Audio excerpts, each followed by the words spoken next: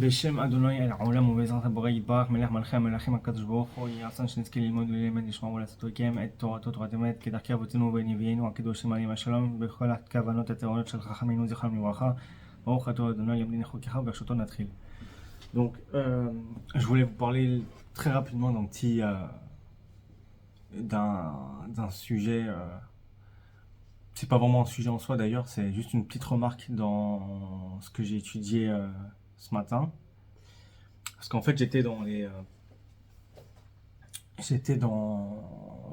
collège, voilà, je suis au collège ici, et il y a une affiche que le Rav, ce qu'on appelle Rosh Hamosdot, le Rav responsable des locaux, a affiché sur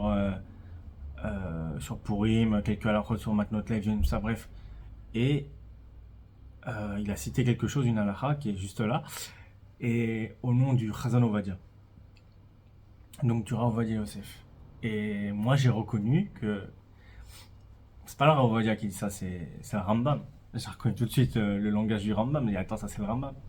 Du coup j'ai ouvert le Mishneh Torah, et oui, c'est bien le Rambam, sauf que j'ai remarqué quelque chose, c'est que sur la fiche, il manque un mot. Il manque un mot, et pas des moindres. Et du coup, je me suis dit, tiens, mais c'est bizarre.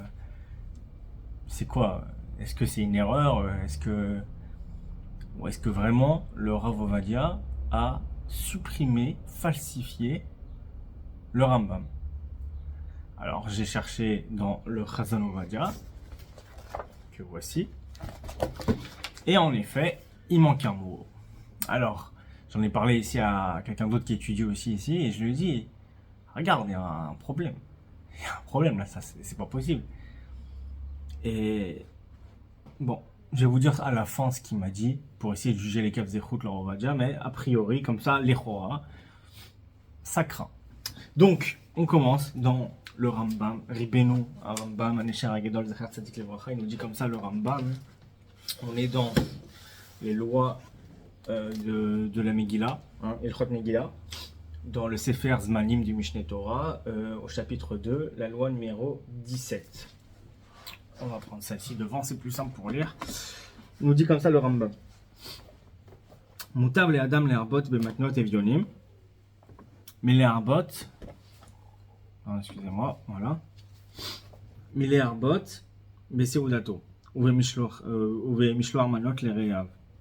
Donc là, nous dit le Rambam qu'il est mieux, il est bien, il est mieux à l'homme, donc à la personne, de multiplier les cadeaux aux pauvres, donc l'argent, les dons aux pauvres, plutôt que de multiplier dans la Seouda, parce que c'est vrai qu'à Purim, on a Matanot Laevionim, donc les dons aux pauvres. Il y a, il faut donner à deux pauvres. Il y a Mishloach Manot. Mishloach Manot, il faut minimum une personne, deux mets, c'est-à-dire par exemple une boisson et un aliment à une personne, c'est au minimum. Et il y a la Seoudat Purim, ou le Mishté, quoi, où là-bas on mange bien et on est censé boire, etc. Sauf quelques dérogations, mais globalement, d'après Maïmonide, il n'y a pas de éther comme avec le Rama, etc., que de pas boire et que en fait on boit un peu. Dans le Rambam, il n'y a pas, faut se saouler avec du vin, précisé avec du vin. Et mais même dans le Rambam, bien sûr, on peut trouver des permissions, mais c'est plus des cas particuliers pour des raisons de santé, par exemple. Ou plein d'autres choses. Il y a des cas, en fait, il y a des cas particuliers. Et c'est du cas par cas, mais globalement, voilà. Donc c'est pour Purim. Là, il nous dit le Rambam qu'il est mieux. Par exemple, on a un budget de, je sais pas, on va dire, je donne un exemple, d'accord, 1000 euros. On a un budget de 1000 euros pour le jour de Purim, pour les mitzvot, pour le tout. Il nous dit le Rambam vaut mieux, pas comme certains y feraient, bon vas-y, on va mettre 600 shekels dans la Seouda, avec la bonne viande, des salades, de la bonne viande, tout, même une salle, faut payer la salle, tout ce qu'il faut, bref. Ils mettent de l'investissement pour la Séouda, pour le repas de fête, mais moins pour les pauvres et pour les dons aux prochains. Et par exemple, ils vont séparer après les 400 qui restent. Ils vont donner, par exemple, sur les 400, bah, ils vont faire du 50-50. Ils vont faire 100 shekels, 100 euros, on est en euros, 100 euros à un pauvre, 100 euros à un autre pauvre, ça fait deux pauvres, et un cadeau au voisin, 200 euros avec une bouteille de vin, des bières, du fromage, du fromage de qualité bien sûr, hein, français pas israélien, et non bref, bref, il fait un bon truc, un bon plateau, un bon machin pour 200 euros vraiment avec une bonne bouteille, bref, Mishloar Manot, et il donne ça à son voisin ou à son pote, peu importe. Voilà. Il a en gros donné, alloué 200 euros aux pauvres, 200 euros aux dons, aux cadeaux au prochain, mais 600 euros sont passés pour la bouffe personnelle, pour son estomac et son plaisir personnel à lui. C'est une mitzvah aussi. C'est une mitzvah aussi. Le Rambam il en parle. Et bien sûr qu'il faut le repas, il faut qu'il soit bien, mais nous dit ici le Rambam, il est préférable de multiplier les dons aux pauvres et les dons aux pauvres, pardon, plutôt que multiplier quoi, le repas de fête et même le cadeau, le plateau repas au prochain. Pourquoi? Nous dit Maïmonide. Chez Ein Sham Simcha Gdola ou Mefoara, et là les Samach Levanim, Veitomim, ou Almanot, ou Gerim.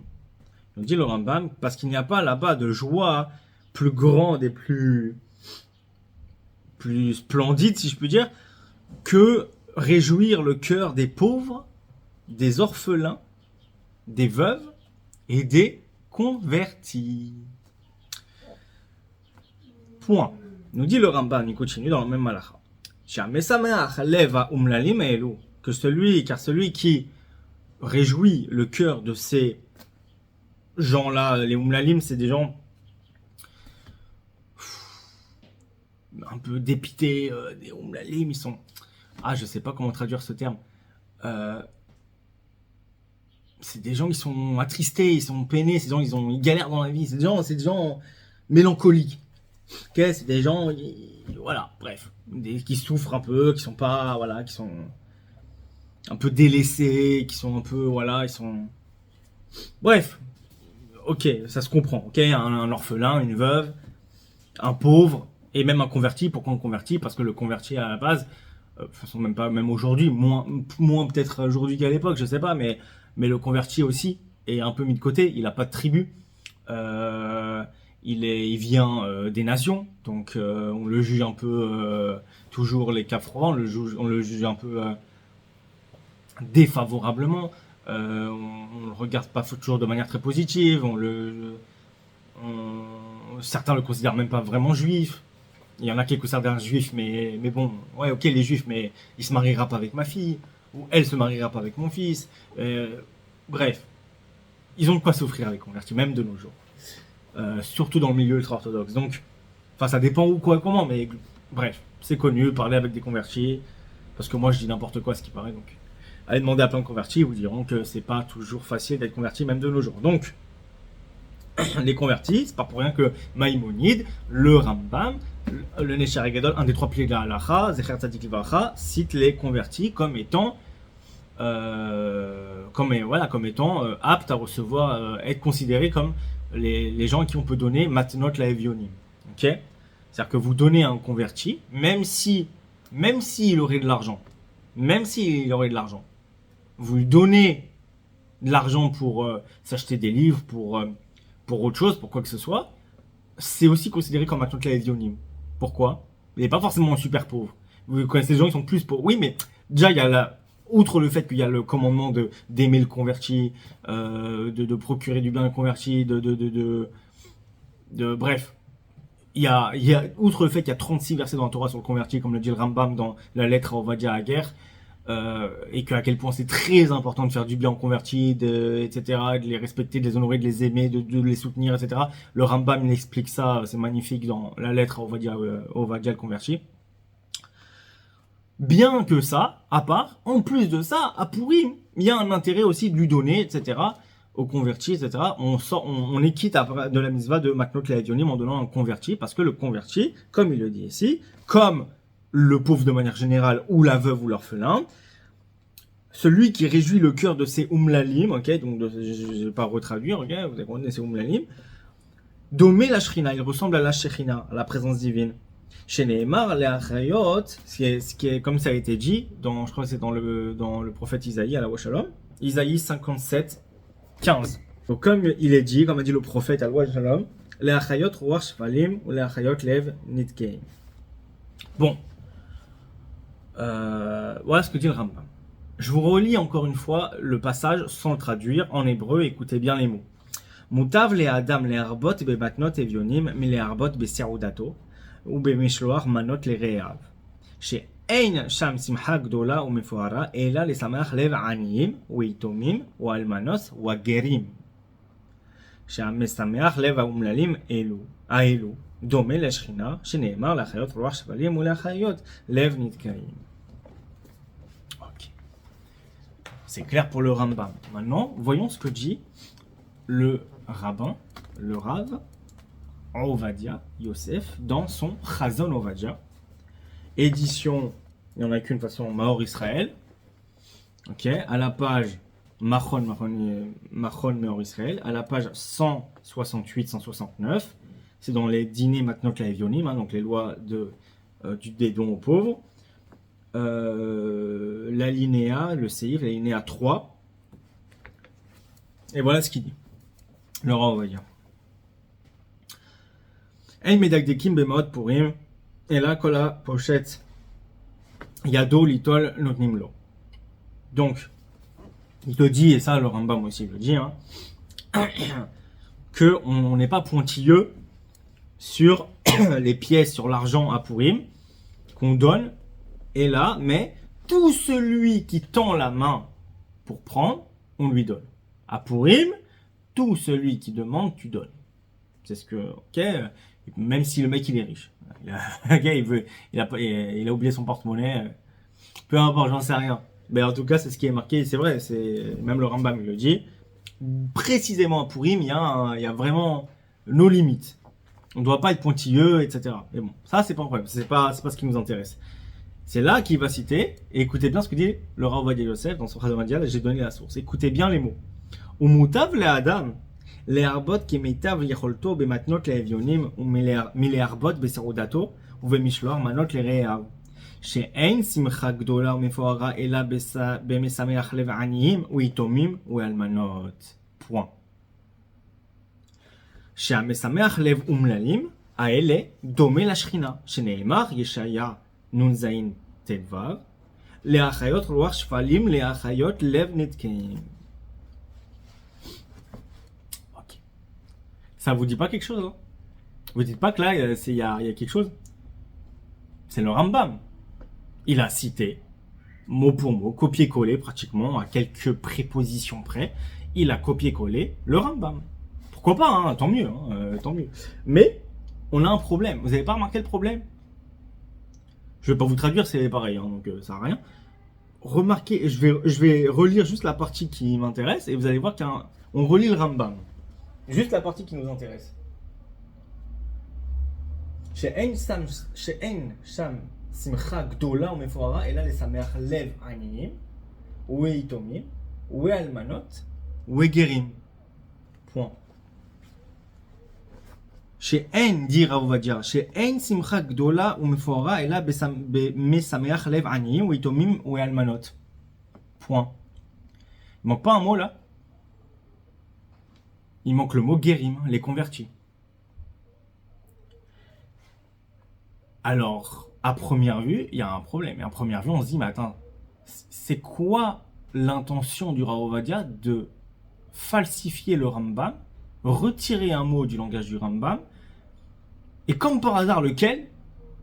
Les convertis. C'est bizarre, non?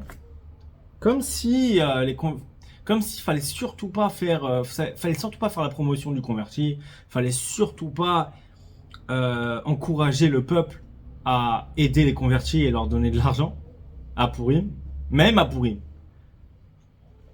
C'est bizarre. On va me dire, mais non, ils sont inclus de toute façon, puisque de base, il te dit au début que tout celui qui tend la main, tu donnes. Alors voilà, même un converti. Ouais. Mais il cite le Rambam. Il veut citer le Rambam. Le Rambam, il a insisté sur des catégories de personnes. Pourquoi tu enlèves une catégorie? D'ailleurs, de quel droit, à qui t'a permis de changer les mots du Rambam, d'enlever une catégorie comme ça de gens? Ça se fait pas. Alors, vous allez me dire, il y a deux choses. Vous allez me dire deux choses. Première chose, vous allez me dire, qui te dit qu'il a cité le Rambam et qu'il n'a pas cité un autre sage que lui, il dit pas là-bas les convertis? Parce que peut-être que c'est pas le Rambam le seul qui a dit ça. Peut-être que exactement cette phrase-là, il y a un Gaon qui l'a dit. Du coup, le Rambam, en fait, il a repris les mots d'un Gaon, etc. Et ça se trouve, là-bas, le Gaon, il n'y a pas marqué le converti. Donc, le Rav Ovadia, il a pris du Gaon. Et en fait, là-bas, il n'y avait pas marqué converti. Donc, il a juste recopié autre chose d'ailleurs. Ce qui pourrait indiquer cela, c'est que le langage du Rav Ovadia, comment il a écrit, il y a des prépositions qui sont différentes. C'est pas si vous avez remarqué, c'est les mêmes mots, mais il n'y a pas forcément les mêmes propositions. Il y a un lamed qui se rajoute, il y a un lamed qui s'enlève, il y a des petits trucs comme ça qui bougent. Par exemple, là, c'est marqué, le Rav Ovadia, il dit qui est Meta Viecholto. Ça, c'est pas marqué dans le Rambam. C'est pas marqué dans le Rambam qui est Meta Viecholto. Donc, il a rajouté. Donc, on pourrait se dire, tiens, ce qui est Meta Viecholto, c'est-à-dire que, comme il peut, ok, le plus qu'il peut, le mieux qu'il peut, c'est-à-dire qui est Meta Viecholto. Et ça, c'est pas marqué dans le Rambam. Donc, on va dire, ah, bah, tu vois, donc ça se trouve, il y a une phrase qu'il a recopiée d'ailleurs, d'un Gaon, ou je sais pas quoi, et c'était pas le Rambam. Et donc, du coup, tu vois, t'accuses le Rav Ovadia de falsifier, de quoi que ce soit, d'avoir changé, d'avoir retiré, alors qu'en fait, non, il a cité quelqu'un d'autre. Pourquoi tu t'excites?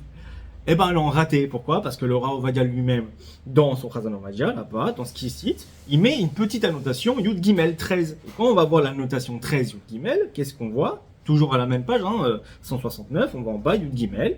Lachon Rambam, Perek Bet, Alacha Yodzain, Melchot Megillah. Le Rav Ovadia Yosef lui-même écrit qu'il a recopié le langage du Rambam, Zechat Tzadik Livracha, au chapitre 2 de la loi numéro 17 qu'on a cité tout à l'heure, des lois de la Megillah, dans le Mishneh Torah. Donc, on peut pas. Là déjà il est coincé. Là il n'y a pas l'excuse de non mais il a dû citer quelqu'un d'autre et tout. Alors. Moi, je sais pas c'était quoi. Est-ce que c'est l'intention, si vraiment on juge les Kafrova et qu'il a vraiment enlevé lui-même, il a voulu enlever, c'est quoi l'intention? C'est quoi l'intention sinon vraiment s'en prendre converti? C'est vraiment comme si un peu, et ce serait pas étonnant parce que sachez que par exemple chez les Chabad, les Lubavitch, le converti a une place, il a pas de place. En fait, les convertis chez les Chabad, d'ailleurs pour ça qu'ils font pas de conversion, les Chabad en général ne font pas de conversion. En tout cas, le dernier Rabbi Lubavitch, je crois qu'il avait dit de pas en faire. C'est ce que m'a dit un chez Chabad. Après, peut-être qu'ils en font pas, ça dépend des trucs, mais il me semble qu'ils convertissent pas. Et il y a une raison à ça, parce que le Baal Tanya, déjà, il nous dit clairement qu'un converti dans le Tanya, c'est marqué que le converti, il est pas vraiment juif en vrai. C'est différent, il a une racine qui est différente et c'est pas pareil. Le converti, le juif de naissance, genre c'est pas pareil, et que le converti, en fait, au final, il est moins qu'un juif de naissance, ce qui est le contraire de la Torah, hein, bien sûr, évidemment. Et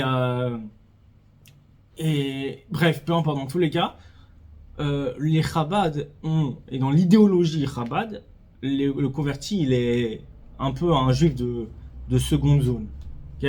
C'est un juif c'est un juif Bediavad presque. Donc, alors il y a plein de Chabad qui me disent non, c'est pas vrai qu'il y a n'importe quoi. Tous ceux qui vont réagir comme ça, c'est lisez vos livres. Tout ce que j'ai à dire. Lisez vos livres, hein, et apprenez, et voilà, et réalisez que votre idéologie est hérétique et idolâtre, et puis voilà. Ok? Vous en prenez pas à moi. Vérifiez vos propres livres, hein, surtout le Tanya. Bref. Donc, au final, c'est pas étonnant que le converti, ils sont un peu méprisés. Ça a toujours été le cas de toute façon. je ne sais pas, voilà, c'est si le Rav Ovadia a vraiment volontairement falsifié le Rambam, modifié le langage du Rambam, sans avoir aucune honte de dire, ouais, je cite le Rambam, hein.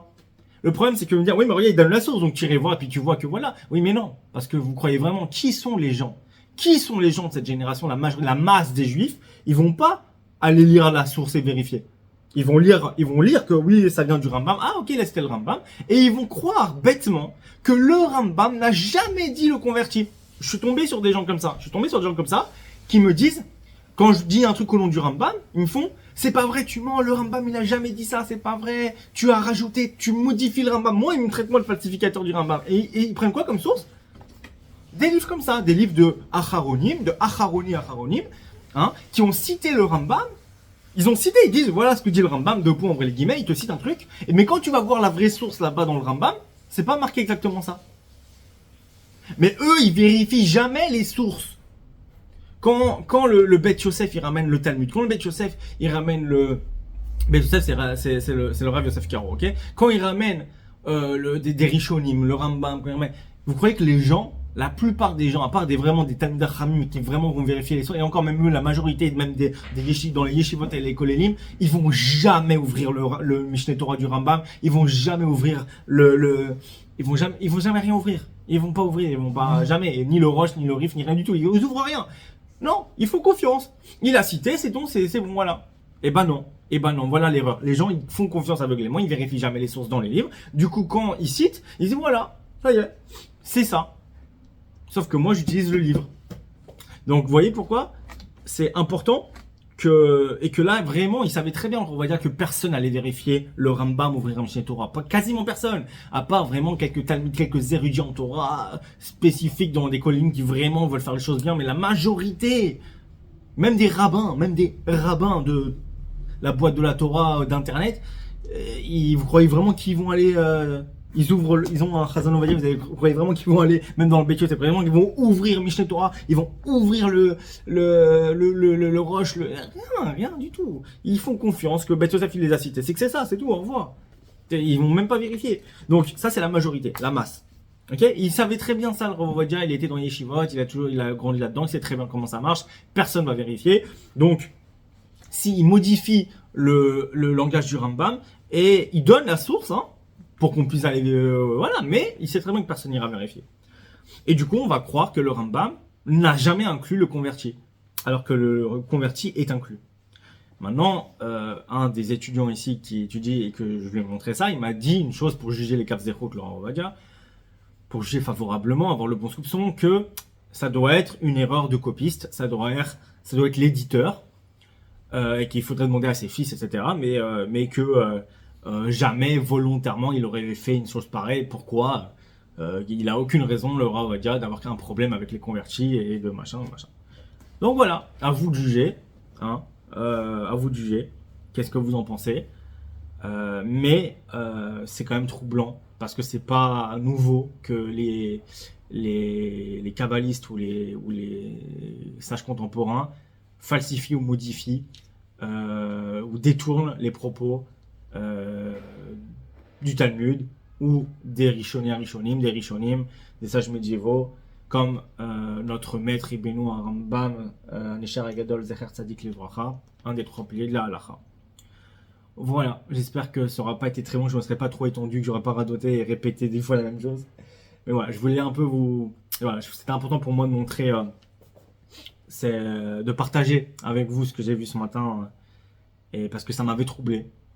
Et ça devrait tous nous troubler. Et après, chacun est libre de juger favorablement, d'avoir le bon soupçon, et d'approfondir la recherche, à contacter l'éditeur, etc. Moi, j'ai pas la force. Je vais partager, vous faites ce que vous voulez avec ça comme information.